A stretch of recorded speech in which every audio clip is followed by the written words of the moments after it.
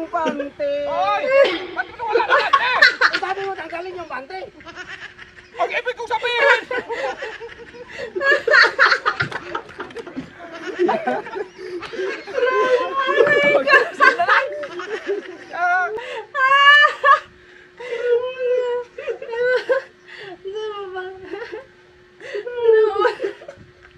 Hindi na pigilan yung tao. Namumula si Bimax, hindi niya mapigilan yung tawa eh.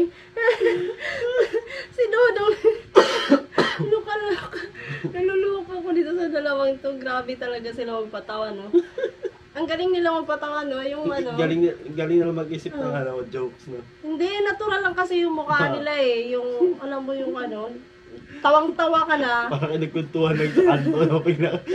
Singit na, no? Joker.